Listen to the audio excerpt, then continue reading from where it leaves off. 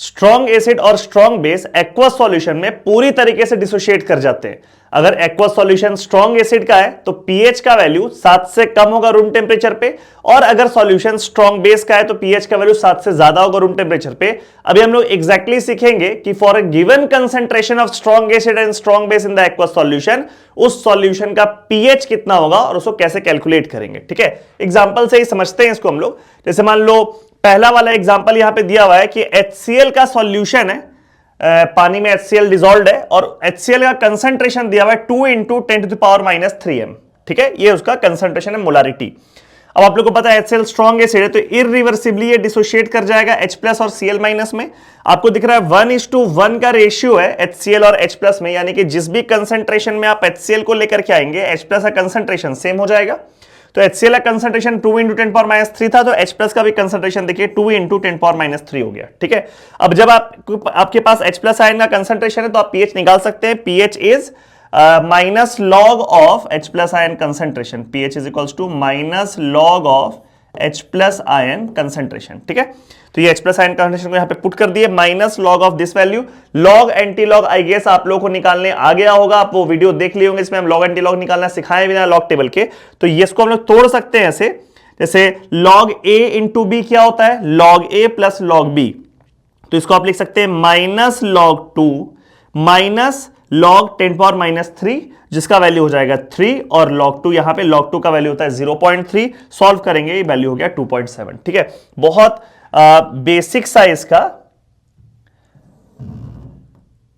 एक छोटा सा कैलकुलेशन है, जिसे इसको अगर देखें यहां पे हम तो इसको क्या लिख सकते हैं हम लोग, pH equals to log A × B is log A + log B, this is minus log 2 minus log 10⁻³ ठीक है। अब log A⁴ n होता था n log A, तो ये -3 नीचे उतर जाएगा, तो ये बन जाएगा माइनस log 2, ये -3 नीचे उतरा तो माइनस माइनस +3 log 10, और log 10 का वैल्यू होता है 1।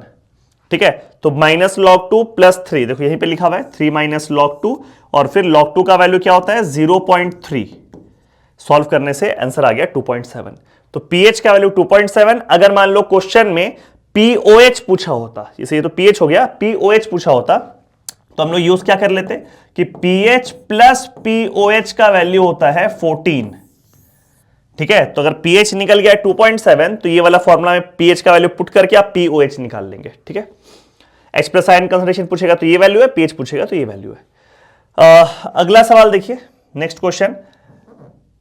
फिर से एक स्ट्रॉन्ग एसिड लेकर के आए H2SO4, और H2SO4 का कंसंट्रेशन भी सेम ले लिए 2 × 10⁻³। ये थोड़ा सा डिफरेंट इसलिए बिकॉज यहां पे 1:1 का रेशियो है। यहां पे देखो H2SO4 डाइप्रोटिक एसिड है, इसको जब डिसोशिएट करेंगे तो 1:2 का रेशियो, यानी कि एक H2SO4 H+ कितना दे रहा है, 2 H+ दे रहा है। So what ever with the concentration of H2SO4 H+ का कंसंट्रेशन उसका डबल हो जाएगा। तो यहां से H+ आयन कंसंट्रेशन निकलेगा 4 × 10⁻³ क्योंकि ये 2 × 10⁻³ था, सो डबल कर दिए 4 × 10⁻³। फिर आपको pH निकालना है, माइनस लॉग ऑफ 4 × 10⁻³। इस तरीके से सॉल्व करेंगे तो 3 - log 4, log 4 को लिख सकते हैं हम लोग log 2² है ना, log A⁴n which is 2 log 2, और log 2 का वैल्यू 0.3 होता है, पुट करेंगे वैल्यू 2.4 आंसर। तो दो क्वेश्चन हम लोग देख लिए स्ट्रॉन्ग एसिड का, एक मोनोप्रोटिक और एक डाइप्रोटिक। अब एक सवाल हम लोग देख लेते हैं स्ट्रॉन्ग बेस का। देखिए NaOH है, NaOH आप लोगों को पता है स्ट्रॉन्ग बेस है, अल्कली मेटल का हाइड्रोक्साइड और अल्कलाइन अर्थ मेटल में नीचे का 3 यानी कैल्शियम स्ट्रोंशियम बेरिंग का हाइड्रोक्साइड, ये सब स्ट्रॉन्ग बेस है। तो यहां पर NaOH आपको लिया हुआ है और उसका कंसंट्रेशन दिया हुआ है 2 × 10⁻³, सब कंसंट्रेशन सेम ले लिए। अब NaOH स्ट्रॉन्ग बेस है तो ये डिसोशिएट करेगा Na+ और OH- में 1:1 का रेशियो, ये अगेन OH- का कंसंट्रेशन सेम हो जाएगा, और फिर यहां से POH, क्योंकि OH- का कंसंट्रेशन निकला है तो POH यहां से आप निकालोगे minus log of OH- ion concentration, put करेंगे POH आ गया 2.7। अगर क्वेश्चन में pH पूछ रहा होगा तो फिर से वही चीज है, pH + POH = 14 यूज करेंगे, तो pH का वैल्यू हो गया 14 - POH which is 14 - 2.7, 11.3 is the value of pH। तो जो भी स्ट्रॉन्ग एसिड रहेगा, स्ट्रॉन्ग बेस रहेगा, जो भी कंसंट्रेशन दिया रहेगा आप फुल्ली डिसोशिएट करेंगे, H+ आयन का कंसंट्रेशन निकालेंगे और फिर माइनस लॉग H+ लिख करके वहां से आप pH निकाल लेंगे। ठीक है, किसी किसी क्वेश्चन में हो सकता है कि एसिड या बेस का कंसंट्रेशन नहीं दिया हुआ रहे, मोलारिटी नहीं दिया हुआ रहे, और भी कुछ डेटा दिया रहा है जिससे कि आप मोलारिटी निकाल सकते हैं। तो बहुत बेसिक कंसंट्रेशन टर्म का फॉर्मूला आप यूज कर लेंगे। मोलारिटी इक्वल्स टू क्या होता है, number of moles divide by volume in litre. ठीक है, अगर मान लो मोल्स और वॉल्यूम दिया है तो number of moles divide by volume in litre molarity हो गया। अगर क्वेश्चन में मिली मोल्स दिया है तो भी आप निकाल सकते हैं। न्यूमरेटर में मोल्स की जगह हो जाएगा मिली मोल्स और डिनोमिनेटर में लीटर की जगह वॉल्यूम आप ले लोगे एमएल में। ठीक है, मोल्स बाय लीटर या फिर मिली मोल्स बाय मिलीलीटर, इससे निकल के आ जाएगा मोलारिटी। और फिर जिस तरीके से सॉल्व किए वैसे सॉल्व करके आप H plus OH minus ion का कंसंट्रेशन आराम से निकाल सकते हैं। देखिए अभी हम लोग किए क्या कि अगर HCl का मान लो कंसंट्रेशन है C, ठीक है, तो वहां से 1:1 रेशियो से H प्लस आयन का कंसंट्रेशन भी हो गया C और pH का वैल्यू हो गया माइनस लॉग C। यही काम अभी तक हम लोग किए और pH का वैल्यू निकाल रहे थे। विच मीन्स कि अगर HCl 10⁻⁴m होता तो उसमें H प्लस भी 10⁻⁴m होता और pH का वैल्यू माइनस लॉग ऑफ 10⁻⁴ यानी कि pH का वैल्यू हो जाता 4। ठीक है, सिमिलरली अगर HCl का कंसंट्रेशन 10⁻⁵m होता तो pH का वैल्यू 5 हो जाता। अगर HCl का कंसंट्रेशन 10⁻�6m होता तो pH का वैल्यू 6 हो जाता। लेकिन अगर HCl का कंसंट्रेशन 10⁻7m होता तो इस तरीके से तो pH का वैल्यू 7 होना चाहिए, और अगर HCl का कंसंट्रेशन 10⁻8m रहेगा तो इस तरीके से pH का वैल्यू 8 होना चाहिए। और भी आप कंसंट्रेशन को चेंज करेंगे तो pH वैसे ही निकलना चाहिए, बट लॉजिकली आप देखो तो ये तो बिल्कुल गलत दिख रहा है आपको। क्यों? बिकॉज एसिडिक सॉल्यूशन है ना, पानी में आप HCl डाले, भले उसका कंसंट्रेशन कितना भी कम हो बट है तो एसिड। तो अगर वाटर में आप HCl डाले हैं तो pH का वैल्यू रूम टेम्परेचर पे 7 से कम होना चाहिए।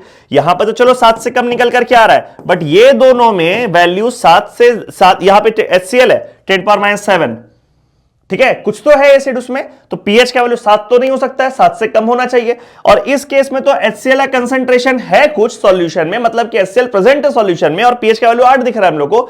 यहां पे ये दोनों डेटा गलत है। क्यों गलत है इसी चीज को यहां पे समझते हैं। इस कॉन्सेप्ट का नाम है लेवलिंग इफेक्ट ऑफ वाटर। ठीक है, लॉजिकली हम लोग बात करते हैं, चलो देखते हैं।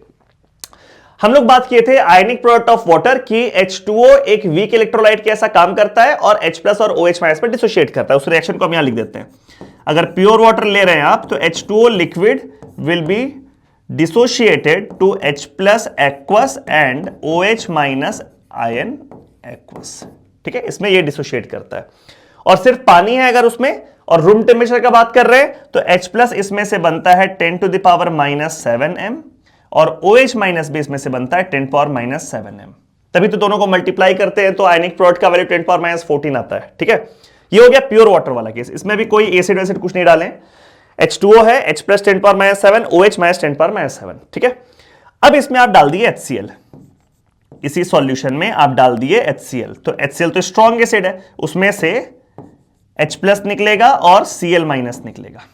ठीक है, अब ध्यान देना, ये H प्लस इस ऊपर वाले इक्विलिब्रियम में कॉमन आयन इफेक्ट लगाए। कॉमन आयन इफेक्ट क्या होता है, जैसे ये इक्विलिब्रियम पहले से एग्जिस्ट कर रहा है डब्बा में ये H2O वाला इक्विलिब्रियम पहले से एग्जिस्ट कर रहा है। ठीक है, बाहर से आप इसमें कौन सा आयन डाल दिए जो इन दोनों में कॉमन है, H प्लस, क्योंकि आप डब्बा में HCl डाले हैं, बाहर से HCl से H प्लस निकला है, और वो H प्लस को आप जब डब्बा में डाले तो ये H प्लस का कंसंट्रेशन इसके वजह से बढ़ गया। एज अ रिजल्ट रिएक्शन किस तरफ शिफ्ट करेगा, backward, according to Le Chatelier's principle. Reaction यहां से बैकवर्ड शिफ्ट करेगा, इसी को बोलते हैं कॉमन आयन इफेक्ट। ठीक है, जिसके वजह से H2O से जो H प्लस मिला था वो 10⁻⁷ ना होकर के इससे कम हो जाएगा and will become less than 10⁻⁷। Due to this common ion effect, देखो फिर से समझो बढ़िया से, जब प्योर वाटर था तो उस समय H प्लस का जो कंसंट्रेशन था उसमें वो 10⁻7m था जो पानी से निकल करके आया था। आप HCl डाल दिए उसमें और HCl का जो H प्लस है वो इस इक्विलिब्रियम पे लगाया, कॉमन आयन इफेक्ट, लीच-एटलियर्स प्रिंसिपल, और ये H प्लस इस प्रोडक्ट को आप ऐड किए, बेसिकली ये H प्लस से कंसंट्रेशन को बढ़ा दिया और रिएक्शन को बैकवर्ड शिफ्ट कर दिया। एज अ रिजल्ट ये जो H प्लस था 10⁻⁷ पानी से जो आया था वो तो बैकवर्ड शिफ्ट करने की वजह से 10⁻⁷m से कम हो गया। क्लियर है, यानी H plus ion concentration from water in presence of HCl will be less than 10⁻⁷m। ये 10 power minus 7 m pure water वाले केस में था। ये H प्लस जैसे ही आप डाले, कॉमन आयन इफेक्ट लगा, बैकवर्ड गया रिएक्शन, और ये 10 पावर माइनस 7 m से कम हो जाएगा। तो H plus from water in presence of HCl will be less than 10 power minus 7 m। ये पहला बात क्लियर हो जाना चाहिए, ठीक है। तो जब ये वाला चीज क्लियर हो गया तो हम लोग क्या देख रहे हैं ना कि जब आप HCl का concentration 10 to the power minus 4 m डाले, या 10 पावर माइनस 5 m डाले, या 10 पावर माइनस 6 m डाले, तो वो वैसे भी ये सारा कंसंट्रेशन वो पानी वाले H प्लस के सामने बहुत ज्यादा है। फिर से वापस समझो, प्योर वाटर में 10 पावर माइनस 7 था, लेकिन इस H प्लस की वजह से ये वाला वैल्यू, ये H प्लस, कौन सा H प्लस? पानी वाला H प्लस, वो 10 पावर माइनस 7 से भी कम हो गया, डिक्रीज कर गया। तो अब 10 पावर माइनस 7 से भी कम हो गया, मतलब 10 power minus 8, 10 power minus 9, 10 power minus 10, ऐसा कुछ वैल्यू हो गया। और यहां पे HCl का जो H प्लस आयन कंसंट्रेशन है वो उसके सामने बहुत बड़ा है। इसलिए ये सारे केसेस में हम लोग क्या कर रहे हैं कि जो HCl से H प्लस आयन कंसंट्रेशन आ रहा है सीधे उसी से pH निकाल रहे हैं। पानी का कंट्रीब्यूशन H प्लस का हम लोग नहीं ले रहे हैं उसमें, बिकॉज पानी का कंट्रीब्यूशन नेग्लिजिबल है, वो तो 10 पावर माइनस 7 से भी कम है। ये वाला लाइन आप लोग नोट डाउन कर सकते हैं, that in presence of HCl H plus ion concentration from water is less than 10 power minus 7 m. As a result, if the concentration of HCl is high, then H plus ion from H2O is negligible and we won't consider it for the calculation of pH. हम लोग किसको लेंगे pH calculation में? सिर्फ H plus वो वाला जो कि एसिड से आ रहा है उसी को कंसिडर करेंगे और वहीं से pH निकाल लेंगे, ठीक है। इसलिए ये सारा डेटा यहां पर जो आ रहा है ये सब कुछ सही है, ये सब सही है। लेकिन जब हम HCl को 10 पावर माइनस 7 किए, अब यहां से जो एक चक्कर शुरू होगा ना 10 पावर माइनस 7 से, कि अब हम बोलेंगे कि नहीं, ये अगर मान लो थोड़ा बहुत बैकवर्ड होकर के कम भी हुआ होगा तब भी हो सकता है कि अब इसका H प्लस इसके H प्लस के सामने नेग्लिजिबल नहीं है। जैसे अभी 10 पावर माइनस 7 था, इसमें से HCl आप डाले, ये थोड़ा बैकवर्ड चला गया, और थोड़ा बैकवर्ड जाने की वजह से ये 10 पावर माइनस 7 से घट करके उसका आधा हो गया, 0.5 इंटू 10 पावर माइनस 7 हो गया, ठीक है, घट करके आधा हो गया।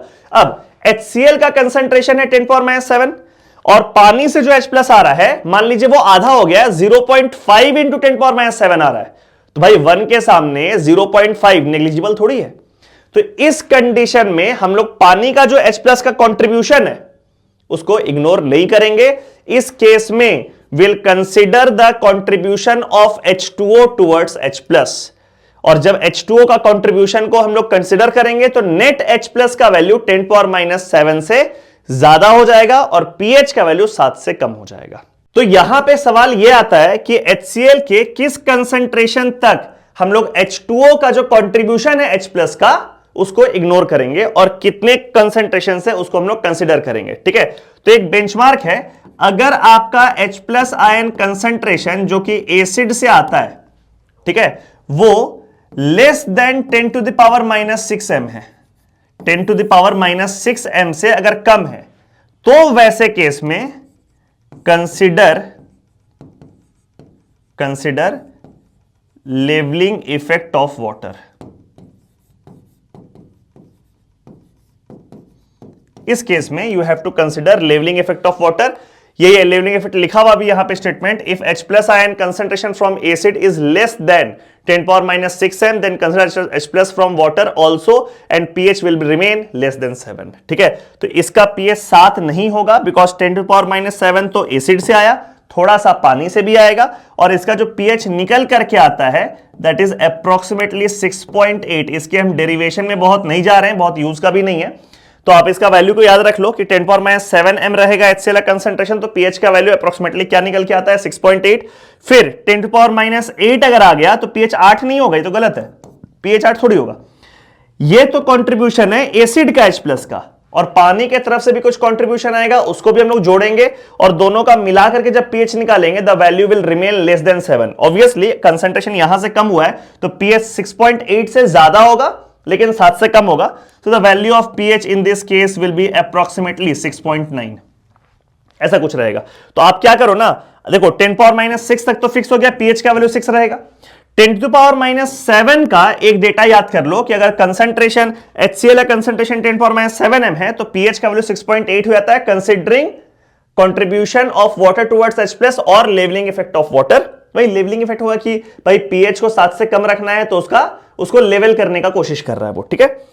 और अगर आपका HCl कंसंट्रेशन और आप कम करते जाएंगे तो पीएच थोड़ा थोड़ा बढ़ता जाएगा और 7 के तरफ टेंड करेगा, लेकिन ध्यान रखना पीएच का वैल्यू 7 से हमेशा कम रहेगा। जैसे यहां पे 10⁻8 m 6.9 अप्रोक्सीमेटली लिख दिए, आप और कम कर दो 10⁻9 m तो ये हो जाएगा 6.95, 10⁻10 m 6.98, 10⁻11 m 6.99। रिपीटिंग, यानी कि जैसे जैसे एक डेटा याद कर लो कि for 10⁻7 m concentration of HCl the value of pH is 6.8. As you decrease concentration of HCl further, the value of pH will slightly keep on increasing, but it will always remain less than 7 because solution तो acidic है। और यहां से through out हम लोग पानी का contribution ले रहे हैं H+ के तरफ, और टोटल H+ किसका हो रहा है, एक एसिड वाला प्लस पानी वाला, और दोनों मिला करके value of pH will remain less than 7। तो चलिए स्ट्रॉन्ग एसिड का सॉल्यूशन रहेगा, कैसे पीएच निकालेंगे, हो गया। स्ट्रॉन्ग बेस का सॉल्यूशन रहेगा, कैसे पीएच निकालेंगे, हो गया। अगर एसिड का जो कंसंट्रेशन है वो काफी कम हो गया तो वैसे केस में लेवलिंग इफेक्ट ऑफ वाटर लेकर के पीएच कैसे निकालेंगे, वो हो गया। अब हम लोग क्या करने वाले हैं, अब हम लोग मिक्सिंग करेंगे, ठीक है। सबसे पहले हम लोग मिक्स करेंगे दो स्ट्रॉन्ग एसिड्स को और देखेंगे फाइनली पीएच कैसे निकालते हैं। जैसे इस डब्बा को देखिए, इसमें HCl का जो कंसंट्रेशन है, जस्ट अ मिनट, इसमें HCl भरा हुआ है। HCl का कंसंट्रेशन है 2 × 10⁻³ m और वॉल्यूम है 300 ml। दूसरे डब्बा में दूसरा स्ट्रॉन्ग एसिड भरा हुआ है H2SO4, कंसंट्रेशन है 10⁻³ m और वॉल्यूम है 200 ml।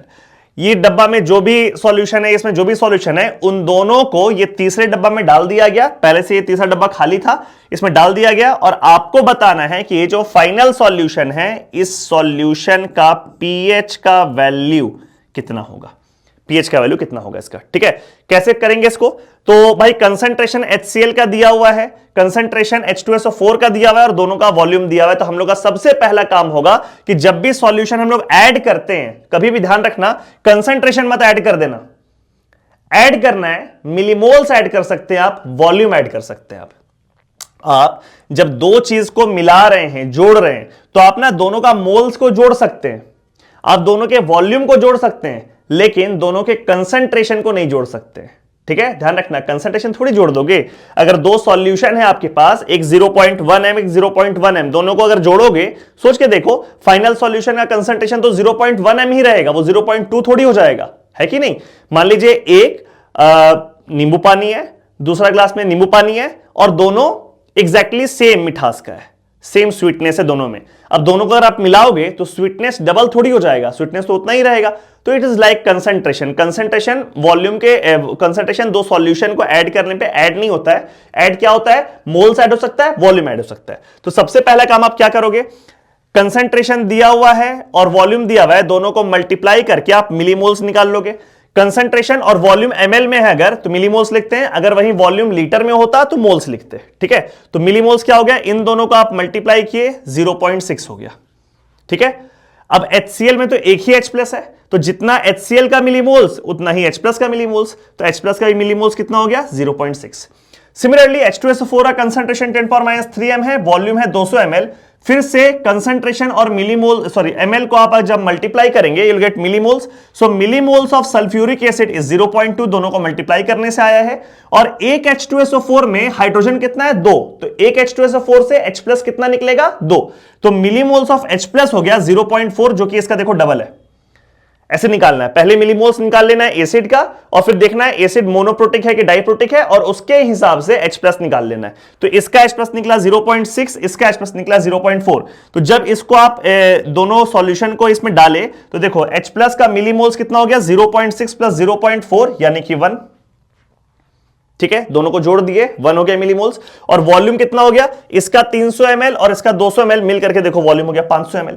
अब आपके पास मिलीमोल्स भी है और वॉल्यूम है ml में, जब दोनों को आप डिवाइड करेंगे you'll get कंसंट्रेशन, है ना। तो कंसंट्रेशन ऐड नहीं करना है, ऐड किसको करना है, मिलीमोल्स को ऐड करना है, वॉल्यूम को ऐड करना है, ताकि फाइनली आपको मिलीमोल्स और वॉल्यूम मिल जाए, और फिर उसको डिवाइड करके आप नया कंसंट्रेशन निकाल लेंगे। सो H+ आयन कंसंट्रेशन कितना निकलेगा, 1 millimole divide by 500 is 1/500, 2 × 10⁻³ m। एक बार H+ आयन कंसंट्रेशन मिल गया, you'll get the value of pH as minus log of H+ ion concentration. Solve करने से 2.7 आंसर। अब इसी सवाल में थोड़ा चेंज करते हैं, दो स्ट्रॉन्ग एसिड के मिक्सचर के बजाय एक में रखते हैं स्ट्रॉन्ग एसिड को और दूसरे में रखते हैं स्ट्रॉन्ग बेस को, यानी कि यहां पे हम लोग स्ट्रॉन्ग एसिड और स्ट्रॉन्ग बेस के बीच में न्यूट्रलाइजेशन करेंगे। ठीक है, लेफ्ट वाला वेसल बिल्कुल वैसे ही जो हम लोग किए थे। HCl का कंसेंट्रेशन दिया हुआ है 2 × 10⁻³ वॉल्यूम 300 ml है, तो मिलीमोल्स HCl का निकल गया और मिलीमोल्स H+ का निकल गया। राइट साइड जो H2SO4 लिए थे उसके जगह NaOH कर देते हैं। NaOH का कंसेंट्रेशन 10⁻³ m है, वॉल्यूम 200 ml है, दोनों को मल्टीप्लाई करेंगे, मिलीमोल्स NaOH का आ जाएगा 0.2 और एक NaOH में एक ही OH माइनस है, so millimoles of OH minus also 0.2। तो फाइनली जो सॉल्यूशन यहां पे दिख रहा है आप लोग को, उसमें H+ का मिलीमोल 0.6 यहां से आ गया, OH माइनस का मिलीमोल 0.2 यहां से आ गया और दोनों सॉल्यूशन को जब आप ऐड किए तो दोनों का वॉल्यूम जुड़ करके 500 ml हो गया। तो ये फाइनल सिचुएशन। अब क्या है ना, पिछले बार दोनों से H+ आया था तो सिंपली उसको हम ऐड कर दिए थे। इस बार क्या है कि आयंस अलग अलग आया है, एक आया है H+ लेफ्ट वाले कंटेनर से, एक आया है OH माइनस राइट वाले कंटेनर से, और H+ और OH माइनस आपस में रिएक्ट करके H2O बनाता है, न्यूट्रलाइजेशन रिएक्शन। ठीक है, तो H+ का 0.6 मिलीमोल्स ये लिख दिए और OH माइनस का 0.2 मिलीमोल्स लिख दिए। अब बेसिक सा एक रिएक्शन करेंगे, H2O में इसको कन्वर्ट करेंगे। इन दोनों में मेरे को दिख रहा है कि OH माइनस लिमिटिंग रिएजेंट है, कम है, तो ये OH माइनस खत्म हो जाएगा। ये 0.2 मिलीमोल्स अगर खर्च हुआ है तो 1:1 का रेशियो है, ये भी 0.2 मिलीमोल्स खर्च होगा और 0.4 मिलीमोल्स इसका बचा हुआ रह जाएगा। ठीक है ना, 0.6 मिलीमोल्स लेकर के आए थे, 0.2 मिलीमोल इसका खर्च हुआ तो इसका भी 0.2 मिलीमोल खर्च हो गया 0.6 में से, तो 0.4 millimole is the amount of H+ remaining in the solution. So 0.4 millimole H+ है और वॉल्यूम कितना है 500 ml, तो millimole divide by volume in ml, ये डिवीजन करने पर कंसेंट्रेशन निकल जाएगा H+ का, जो कि आएगा 8 × 10⁻⁴। H+ का कंसेंट्रेशन निकल गया तो सीधे pH - log of 8 × 10⁻⁴ will give you the value of pH। कैसे हो जाएगा, 4 - log 8, log 8 को लिख सकते हैं 2³ तो 2³ अगर लिखेंगे तो 3 नीचे उतर जाएगा, 4 - 3 log 2 का वैल्यू है 0.3, तो 0.3 × 3 0.9 और 3.1 इसका आंसर हो गया pH का।